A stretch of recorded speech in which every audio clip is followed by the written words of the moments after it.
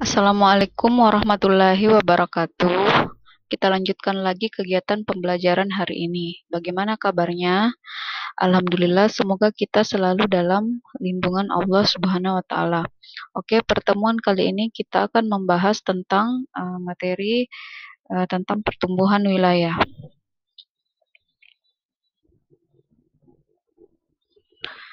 Ya, jadi slide ini menjelaskan tentang pertumbuhan wilayah. Jadi saya jelaskan dulu, wilayah di permukaan bumi memiliki pusat-pusat pertumbuhan. Ya, jadi pusat pertumbuhan itu sangat berkaitan dengan pembangunan. Wilayah yang pembangunannya pesat biasanya akan lebih cepat menjadi wilayah pusat pertumbuhan yang dapat mempengaruhi pertumbuhan dan perkembangan wilayah yang lain yang ada di sekitarnya. Jadi ini saya sudah bahas di pertemuan-pertemuan minggu lalu. Pertumbuhan yang terjadi di setiap wilayah tidak merata. Mengapa demikian? Hal ini terjadi karena adanya perbedaan potensi sumber daya alam, sumber daya manusia, akses jaringan transportasi dan telekomunikasi, serta lokasi dan keadaan wilayah yang beragam. Perkembangan wilayah itu sangat mudah sekali diidentifikasi dan dianalisis. Menurut Muta'ali, seorang ahli, terdapat beberapa teori untuk mengidentifikasi pusat-pusat pertumbuhan.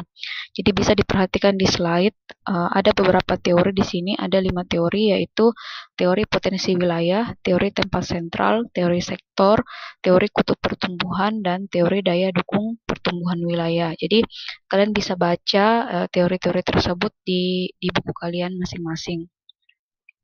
Jadi untuk lebih lanjutnya kalian kerjakan kegiatan 1 secara mandiri di rumah, baca dan simak buku paketnya materi teori pusat pertumbuhan. Jadi kalau misalnya ada yang mau ditanyakan, silahkan ditanyakan.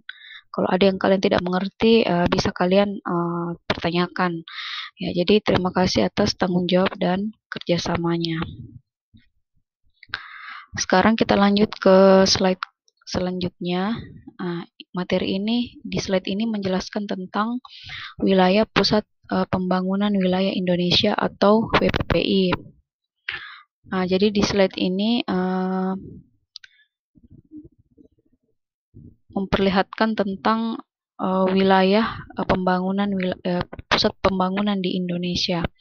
Jadi kota pada umumnya merupakan pusat pertumbuhan yang terus mengalami perkembangan, mulai dari wilayah pusat pertumbuhan lalu menjalar dan mempengaruhi daerah yang ada di sekitarnya.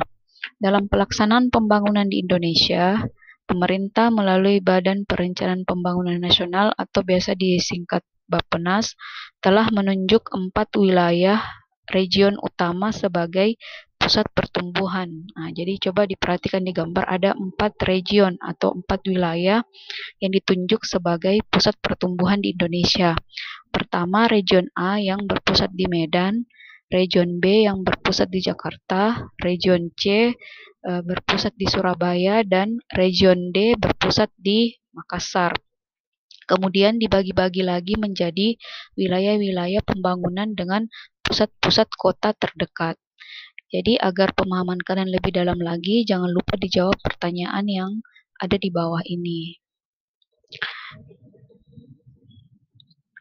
Oke, next slide. Kita lanjutkan lagi ke slide berikutnya. Ya, jadi pada slide ini saya akan membahas poin yang penting karena materi ini selalu diangkat di ujian-ujian nasional atau di ujian sekolah. Materinya ini tentang daya dukung pertumbuhan wilayah. Tujuan dari menentukan daya dukung pertumbuhan wilayah adalah untuk menentukan seberapa besar pengaruh wilayah terhadap suatu pusat pertumbuhan terhadap wilayah-wilayah lain yang ada di sekitarnya. Jadi untuk menentukan daya dukung pertumbuhan itu dapat dilakukan dengan 4 cara. Ya, jadi banyak cara yang bisa dilakukan untuk menghitung seberapa besar daya dukung